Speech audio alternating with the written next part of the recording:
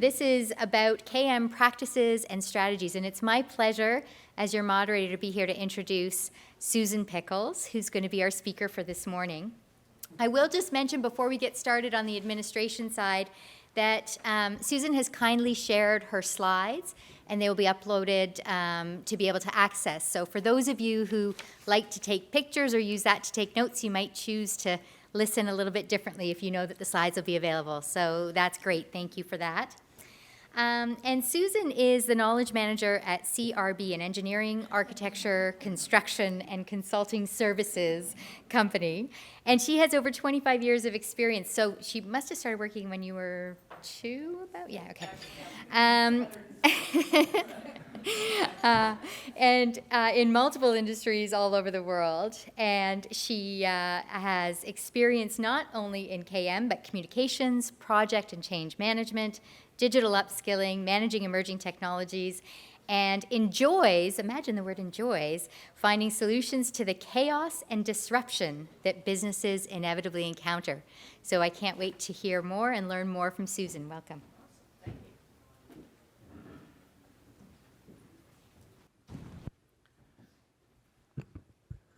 I'm Susan Pickles, and my clicker doesn't work. Thank you. I appreciate that. Oh, bye. Okay, hang on. Whoever fixed my magic thing. Oh, it's a different clicker. Never mind. Okay, let's talk a little bit about chaos in business, because we all experience it all the time. Now, evolution and transformation, they're both change. One's just a little bit slower. Things evolve, okay? They go a little bit slower. Transformation's happening a little bit faster. Now, neither one or the other are better or bad. No judgment here, okay? We're gonna walk through just 3 objectives of how we prioritized our knowledge efforts, serving our internal and external clients. And then we're going to talk a little about how CRB quells that technology disruption. We learned this morning at the keynote that said, you need to not be disrupted. I'm all, okay. We're the humans. A little bit about CRB. We are an architectural, engineering, construction, and consulting company. We design and build buildings for pharmaceutical, biotech, food and beverage, right? About 1,400 people. I've been with the organization about 1.5 years. So not only am I very new, but the program itself is also very new. Our sweet spot is when food and beverage slams into biotech, okay? Think about gummies. There are all kinds of regulations. There are all kinds of food items that are now being turned into these bio pharmas that we want to. We're all good. Yep, it's working fine. It didn't. There was a different one. Yeah. So I didn't have. It was me. Hi, it's me. I'm the problem. So our sweet spot is when this comes together, and it all looks pretty smooth. It's easy, right? Design the building, construct the building, everybody's happy, deliver it to the client. They walk out the door, no big whoop. Well, is it? No. If we talk about COVID, because you can't give a presentation now without talking about it, we had explosive growth, over 300% in less than 5 years. Both finances, but that's people. People coming into the organization, new ideas, new ways of doing design and construct the building, a little bit of disruption. We had an organizational chart, right? People, structure, ideas, capabilities, new things fitting together. And then we thought, well, scrap that. Let's redo it. Because why not reorg when you're having explosive growth? Do things a whole new way. Explosive growth. We weren't the only ones. We're not the only construction company. So our people were getting romanced, thrown money, off they go. Knowledge transfer, knowledge loss. We don't have a knowledge management program at the time. Also, people retiring, right? That's just been, the silver tsunami's been happening since caveman. Okay. We had values, core values to lean on. Now, the top two here really best serve our clients: technical excellence and responsibility.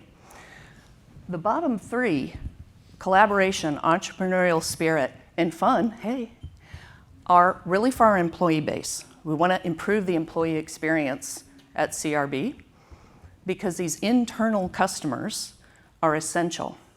So where's the chaos in that?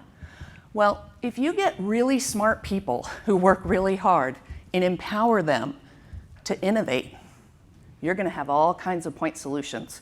Everybody's kind of doing their own thing, working in silos, right? Making the software, doing the things. We're a bunch of engineers. It's fun. It's chaotic. Add robotics and AI to it, and there's more. And it's faster. It's transformative. How do you get control of it and make money? It's a challenge. So where do we start? Well, our great executives were like, I know. Let's build a knowledge services program. We're going to do the things. So we did. We designed two sides of one coin.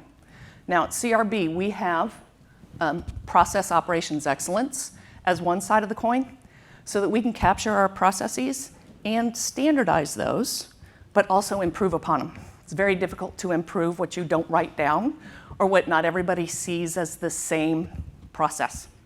We had so many new people, and they weren't all fresh outs, okay? We had experienced hires. So important that we capture those processes. And then collaboration services, where most of you might call knowledge management, excuse me, we call collaboration services. Knowledge is in your head. It's really hard for me to manage that. Not everybody wants Susan Pickles in their head, let's face it.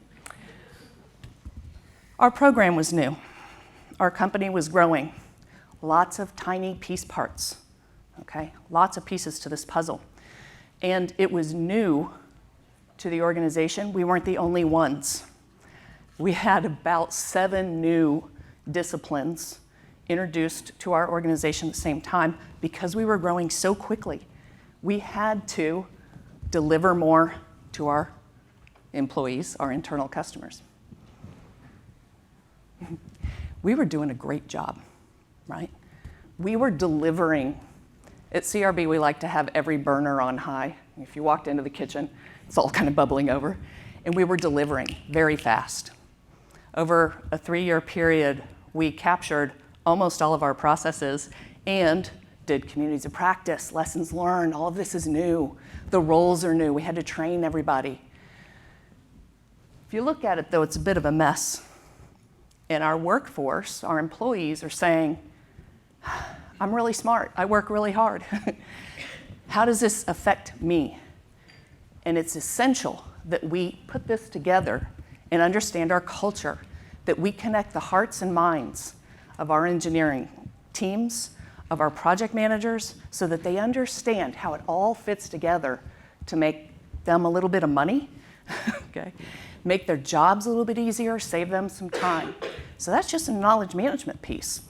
We thought, hey, it's working, we've got this. And then a little side dish of chaos. Damn it, did the market change on us? Yep. Inflation went up, capital spending goes down. Costs a lot to build a building. You've got to plan it years in advance. Mid-projects, let's slow that. Pump the brakes a little bit. Venture capital firms, ooh, we got to go get funding. Okay? Food and beverage, alternative foods is a big part of our business. So we had to get our balance sheet in order quickly. That included workforce reductions. Bye. Okay? They cut our team in half. Sucked. Sorry. But everybody goes through this, right? It's change. It's disruptive. Is it evolutionary? I don't know. It was coming. We also have to plan for these things. It felt transformative. little side dish chaos. So, you throw in the towel, or do you become pivot royalty?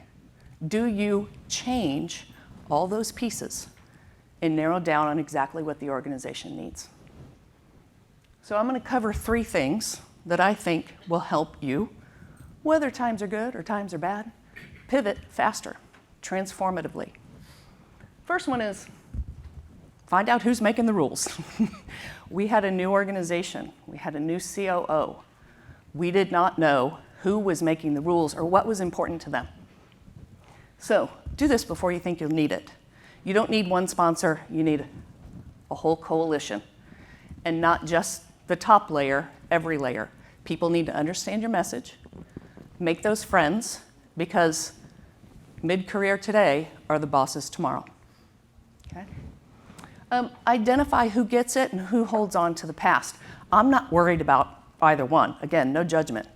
But who gets your discipline, your practice, and where the company is going versus who doesn't, you need to understand so you can craft your messaging in that direction. If you're holding on to the past and the business is transforming, then we need to understand what we're dealing with so we can help them change. It's about the people. And then be clear, right? So how do we do it? We met and messaged at every layer in the organization. And we didn't start at the top. Nobody knew those people.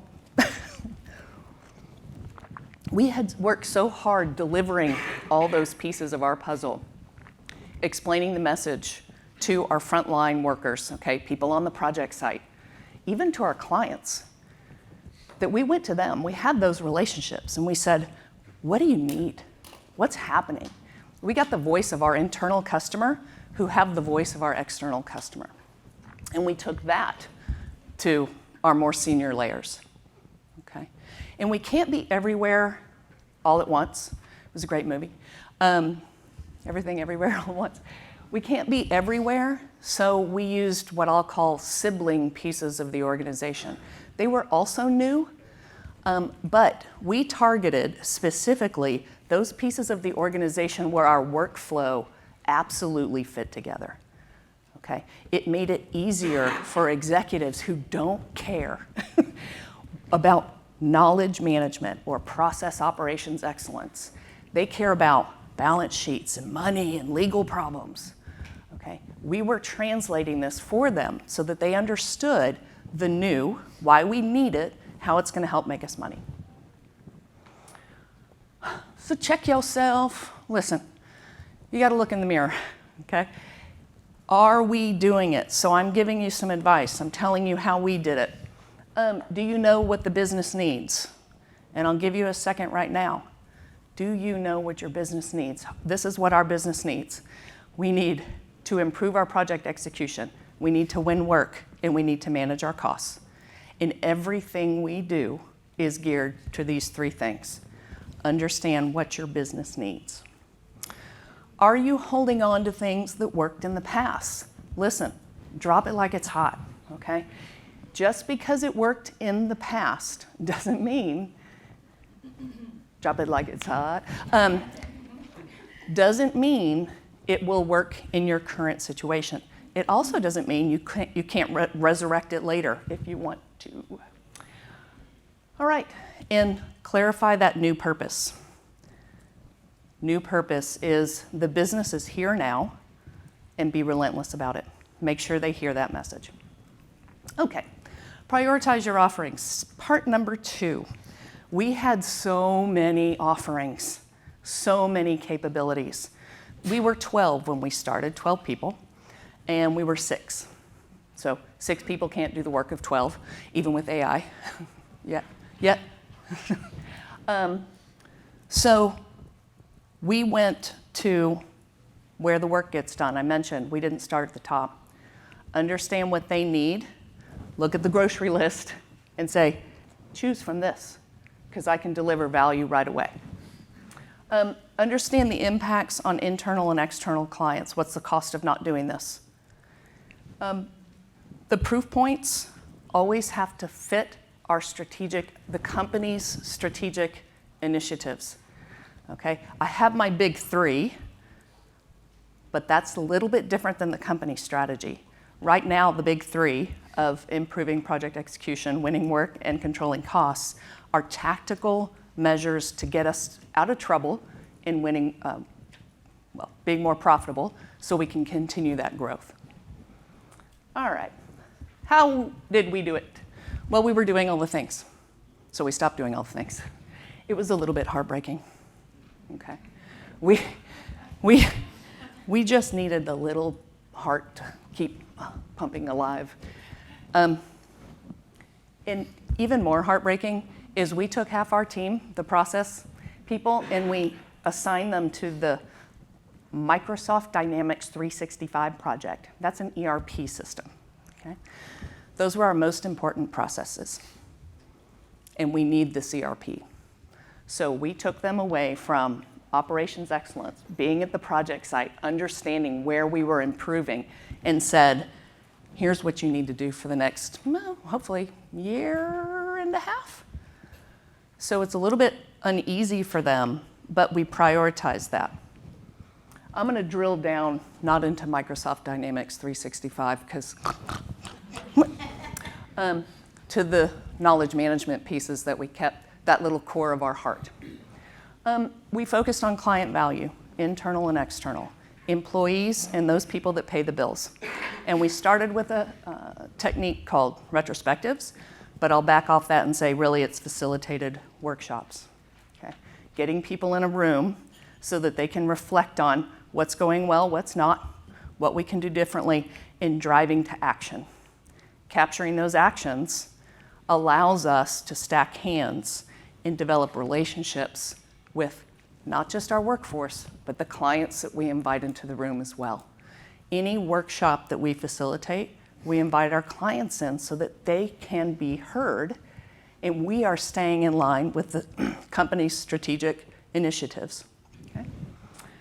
The next thing we kept were communities of practice, and I'm laughing a little bit because when I started, they said, we think we need about 35 communities of practice. We're 1,400 people. I was like, we'll just call those pockets of excellence, but no. We have 4, okay? Very specific, very intentional communities of practice. This is to connect still those new employees, right? It's only been not even a year that we've had this substantial shift in our business. We have to keep those employees connected. Internal value. The more they work together, the more collaborative they are, the better client value we're getting. We also did take a little bit of time internally, used a Microsoft tool to build a discussion forum. That'll be important later. Lessons learned. Every time I say it, if you've been in knowledge management for more than 3 minutes, you know everybody's got a lessons learned repository. Bringing these lessons to life is essential for our workforce, okay? We can't just store them in a database. They don't do anything there. And we cannot afford to make the same mistakes twice, obviously. We also can't afford to start over at 0 every single time. Lesson doesn't mean bad. Lesson means, hey, this worked. You don't have to start over at 0. Start on step 10. Okay, so we're also paying attention a little bit of that process improvement. We also kept data governance and analytics. Okay, these shouldn't be as big as the other bubbles because we're really only doing this about 10%, but you can't implement an ERP. You can't maintain control of your content that you're generating if you don't keep data governance and what you do with that data at the forefront of what you're doing. Okay. How am I in time? You are Okay, I'm going fast. Way down here, we'll see psychology and sales. Okay. If we're not selling our ideas, if we're not selling our program, if we are not paying attention to the psyche of the organization, we are probably doing a disservice to the employees. If we're doing a disservice to the employees, we are probably doing a disservice to our client base as well. We have to focus on how do we coach them through not just our disciplines, not just our program, not just all these capabilities, but what does it mean to them? We can't lose sight of the human. All the AI talk in the world, we still have to focus on the human being. Okay? These aren't capabilities. They were skills that we looked at on the team and said who can influence, who can coach, who can connect with our workforce. That's who we're going to keep on the team. So you don't just look at the capabilities, but who's going to deliver those capabilities to the organization. Oh, we got to check ourselves because we got to keep the burners lit. I mentioned every pot was on. Okay, we don't want to cut the gas line. We just need to turn it down a little bit. So how do we do it? How deep are your skills? We literally did some behavioral work on the team to say, here's where you can improve and this is where we need you to go for that. We need to have influencers. If you're not an influencer today, what skills can you enhance? What technologies can you understand so that you can start to be a part of the conversation? Some people say they want a seat at the table. I like to say I am the table. Okay? Come to me and I will help you find answers to your challenges. Are your metrics provable right now? Our program was so new we didn't have any. We're like, heck, we don't have a metric. But we also said, we've got some powerful stories. Those clients sitting in the room going over project retrospectives, root cause analysis, understanding what the purpose of having people like us. I'm not an engineer, really.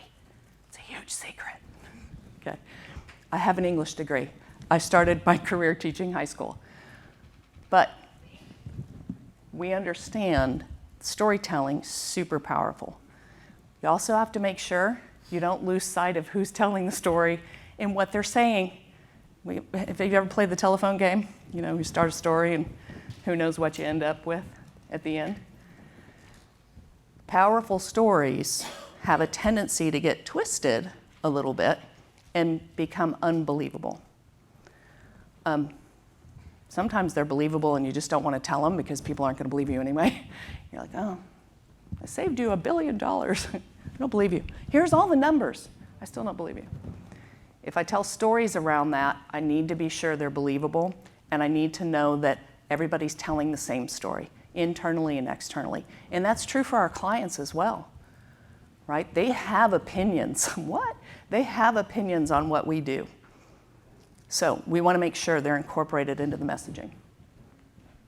And then again, yeah, I love them being in the room. The room where it happened. Strategy or tactics? I love to be a... I like it will pop up to people. Oh, okay. My Easter eggs. I love to consider myself a strategist. It's very lofty. Well, I strategize and I make the rules and I do the things. The company does not need me to strategize right now. They need me to deliver tactically. We have 3 goals: increase project execution, win work, and control our costs.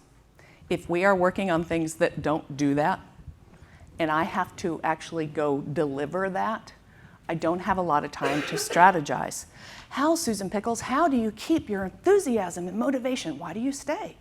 You've only been there 1.5 years. You could go get a different job. Don't tell my boss. Because of the vision, right? The vision doesn't change. And I might go back to the heart and start to piece it back together if those serve the organization at that time. But right now, I can do facilitation, communities of practice, lessons learned, and help our organization, thank heavens for our IT department, along with IT, to keep an eye on our data governance and content management. Oh, AI. You can't give a presentation without talking about COVID or AI now. It's like the law. They're like, oh, you want to speak? Yeah. You going to talk about AI? No? Oh, well, forget it. All right. Well, we're not doing it all yet. How's that for transparency? I work in the company this morning. I don't know if y'all were there for the keynote, but I work on the company with the things are everywhere and nobody knows what the hell. Okay, we're small and we grew really fast. Our IT department only has 6 people in it. Okay, what? Yeah, we got AI. It's like ChatGPT, and then they were going to lock it down. I'm like, oh, I can still use like a fob, you know? I'm like, no, there's no locking anything down yet. We will. Times are going to change. If it's bad today, it might be fantastic tomorrow. You might win a giant deal and all the people on the bench go running to a project. Hooray! If it's awesome today, pay attention, because it might not be awesome tomorrow. Things change on a dime. That's our transformation, right? My program seems transformational because so much is happening, but it's not, because human beings have to engage, and human beings are used to evolution. The brain can't keep up with all the change. The change fatigue, right, also neurologically is stressing us out, and then we can't focus, and then we're unproductive, and then AI is going to take my job. Okay, so we want to keep an eye on the human aspect and how things change dynamically, but what has to change from an evolutionary perspective versus a transformative one. Define meaningful use cases. I'll go into what we're doing in just a minute. But if it doesn't serve the business, don't develop an AI solution around it, okay? Don't get lost in the sea of tools. You saw them all today, right? You'll see them all week. You see them every minute. Look, my AI told us. Okay, yes, understand them, research them, don't get lured, and understand what each one of them does and how they differentiate themselves. One of the challenges that all of our organizations have today, every tool kind of does the same thing, kind of, except this one does this also. And then this tool kind of does this. If you look at Microsoft Teams, Zoom, or webinar, software, they all kind of do the same thing except, so don't get lost in that. You're collecting data on the daily, start trending it, understand it. What is it doing for you? How do you make your data and your money work for you? AI isn't new. It's just faster. Okay. Linda Broxick here from APQC was saying, I remember 10 years ago we were talking about AI. Okay, yeah, it's not new. It is a lot faster. More money's being invested in it. What? It was really bad. You don't sound like that at all. I'm sorry. She's from Iowa. You know, it's like, I'm Midwestern. I don't have an accent like that. Try not to point AI at unintelligent content. You'll have a whole bunch of unintelligent solutions, okay?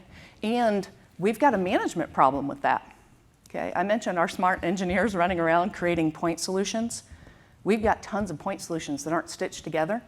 They might work, they might not work. They take support time. Even if it's a great tool, solution at the time, business changes. Is anybody maintaining that and telling the app to fix itself? Okay, so if I go in and ask AI, hey, build me this cool thing, if you've ever been in a requirements gathering session, people do not know what they want. They're like, I wanted to do the things and order my pizza. And I'm all, oh, okay. So I need to have a conversation to really get down into what do you want it to do. It can do it a lot faster, watch it. All right, and then find your movers and shakers. Okay? If you're gonna do AI or transformative technologies, look, I was getting dancing in. You wanna find who's gonna get excited about that, the human. So we started with proposals, sales proposals. We need to win work. Okay. There's a finite amount of people involved in our sales process. We have business development people and project managers. Meaningful use cases are, hey, Microsoft's going to have a new tool called Copilot. It's in beta. We're just going to point it at our proposals and write proposals in 3 minutes, and we're done. Okay. We build highly complex research and development manufacturing facilities for pharmaceutical industry that are highly regulated. We can write a really bad proposal in 3 minutes and lose that work. That's not going to help me. All right, so we need to understand what the use case is. We have some control over this because we follow a particular format through the RFP process, the sales writing process.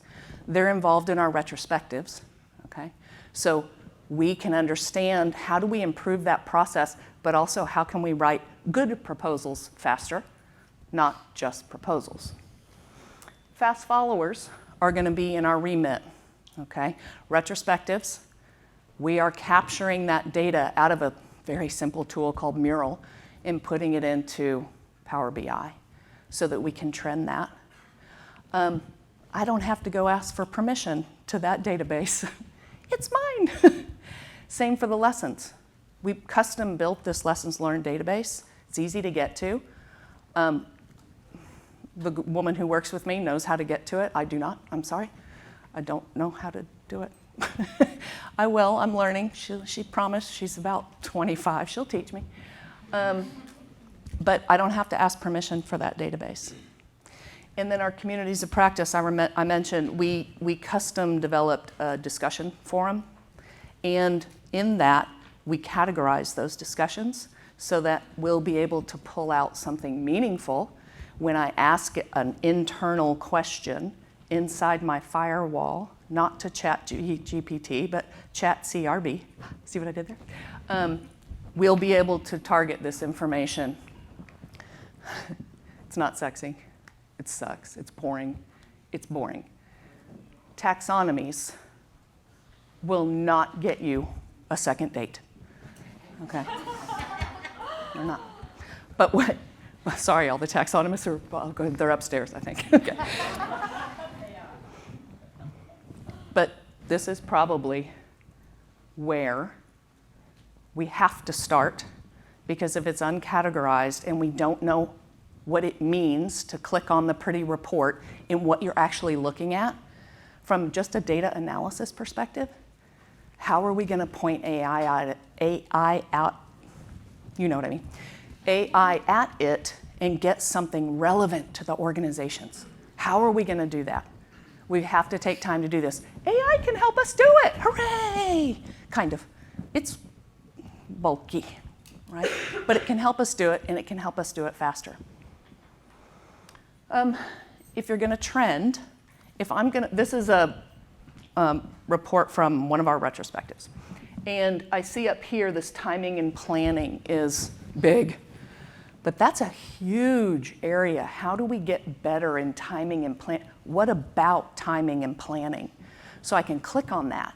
And when I click on that, I'm drilling down into my categorization and my taxonomy. That'll be true for our discussions. That'll be true for our lessons. What about this lesson is meaningful? Those are free-form text. There's some drop-downs, but it's free-form text.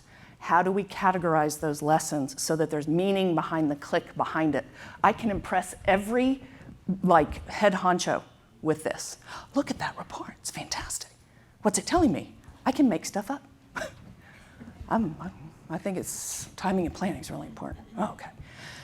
Getting to the nuts and bolts when I go to the project teams and they say, hey, what does that mean?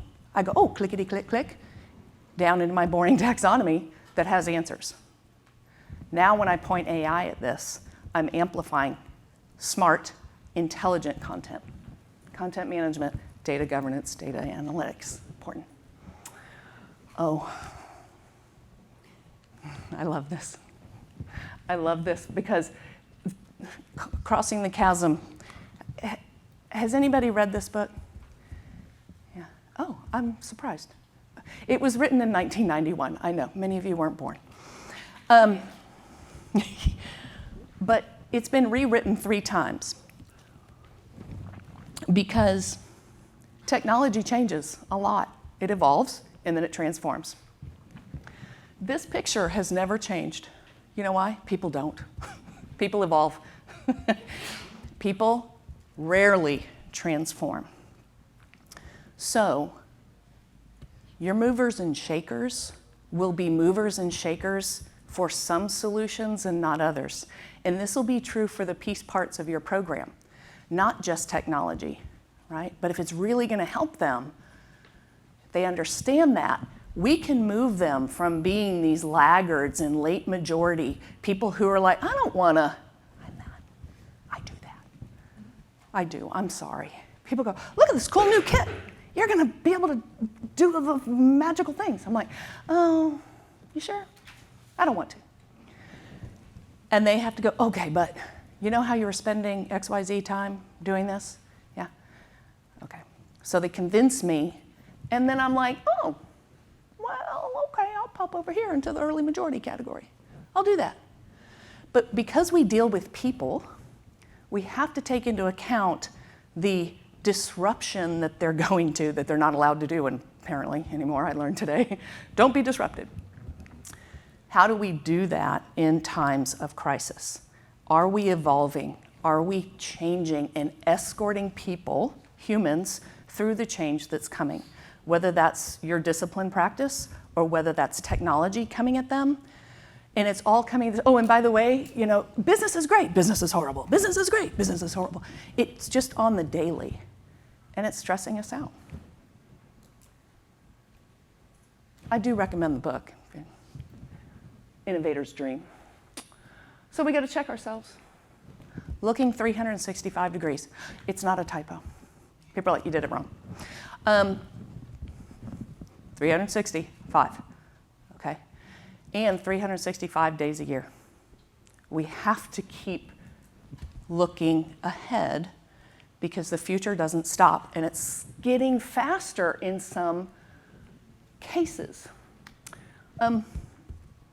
We can't ignore, we're not ignoring the blocking and tackling and the unsexy, all right? I will continue to do that because I believe it will work. Somebody's gonna have to, I'm a laggard, you're gonna have to prove to me that that doesn't need to be done anymore, all right? And if it doesn't need to be done, how do we move forward with accuracy? Because our content has to be right. Our solutions have to be excellent. Our buildings help our customers save lives, and a lot of times we can't afford for that to be a foot off. Are we exploring new technologies? Yes. And we're going to couple that with industry-based technologies that also now have the AI cake mix in it. Right? We have to understand what's straight up IT technology and then what are industry technologies, how do they fit together? HR. No, we gotta, does HR know what's happening? I don't know. We need to help them know.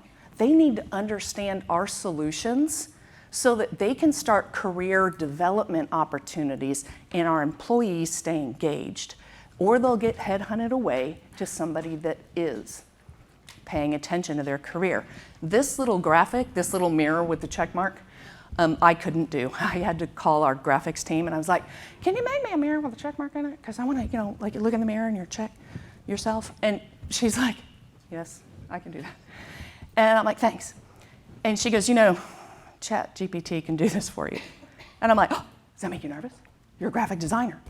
Now ChatGPT, whatever it is, will do your job. And she's like, no, Susan Pickles, I'm a marketing person. I help the storyline. I make sure what you say externally is okay. Now I don't have to waste time making your silly graphics, okay? So we hired her to be a marketing expert, a communications expert, but we have her doing these things because there's no one else to do it. Have to translate that for our employees. What are we going to do with all this free time? And what are these new industries that are going to pop up and be there tomorrow?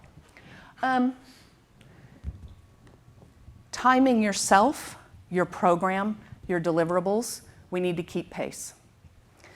Don't let people get complacent. Sometimes you need to give them a little nudge, okay? The laggards, be gentle, okay? Educate them, but give them a little nudge. All right, Learn-a-Palooza. This is also, This is one of the workshops we run. Learn-a-palooza, it's fun. It's a musical reference for those of you who don't know. I'm not going to go back through all this. I just got done talking about it. But one thing that is not on these slides, because I'm running around secretly doing it at work, might tell my boss, shh. The cost of not doing this, all those puzzle pieces that fell away, I'm tracking. How many times are we making mistakes, not doing the things that we should be doing because we can't afford it? What does that cost my business? Okay? I'm not doing it. We can't afford it. But I need to know every time we're not doing something that I know we should be delivering if I'm ever going to build my heart back to its full pulsating happiness. That's all I got. Any questions? Yes? No, you, Kim. Cool. Susan, man, I love your question. Are you holding on to things that worked in the past? And I love your statement, don't do anything, don't do everything, follow the money. And I'm really curious now that you closed with what you said. What did you drop? What did you stop doing? What do we stop doing? Yeah. So her question was after a bunch of compliments, by the way. Things she loved was, what did we stop doing? We stopped a lot of white glove service, a lot of training, a lot of explanation on roles, okay? We stopped managing the improvement of our processes. We stopped any more communities of practice from developing, okay? These people need to connect and they need answers. How do we get them answers fast? So every time somebody comes to me and says, hey, I don't know who to go to, I'm like, oh, what'd that cost you? $5, $5, $5. Okay, those are the big ones. Those are the big ones. In handing those processes over, it was like, here, take good care of them, buy processes, you know. And that is going to be expensive. Probably the biggest one. Yeah? What are your 4 communities of practice, and did you go from a big number to that 4? We were about to launch 10. Hazardous materials, regulatory, AutoCAD, and lean. Yeah. There's a secret environmental design sustainability community running around. Don't tell. It's kind of it's unauthorized, but we need it. Sometimes I break the rules. We have time for maybe one more question. It was so comprehensive, I've silenced the crowd. Yeah. So when you started on this journey, you realized, okay, 300% is big growth. Did you ever, and I realized it went to, well, we know these are our 3 organizational objectives. Did you ever, like, actually write here's our strategy, here's our lighthouse principles, our vision, our mission, and then go through that exercise and then get to the 3, or was it, so did you do anything like that, or just really scope? Yeah. So when we started, those 3 principles didn't exist. We were just winning work and making money. And there was a strategy around that. Okay. When we weren't winning work and not making money, we went 100% tactical. Okay. Now, the executives are running around making a strategy, but our program is literally tactical right now with the vision of as soon as you sort yourself out and reorg again, because we've been through 3, then we will get back into the strategy game for sure. Okay, so you're starting just at the program level, just because of where you are in your maturity. Exactly. And all the marketplace, and then you end up like so, which is good because you're going to get that experience, and then you'll be more informed to say, okay, here's our strategy for the comprehensive knowledge management. That's our right. Principles, vision, what we're going to do. Okay. And align that strategy with the company's strategy. You know, like, yeah, yeah. Thank you all so much. I appreciate you.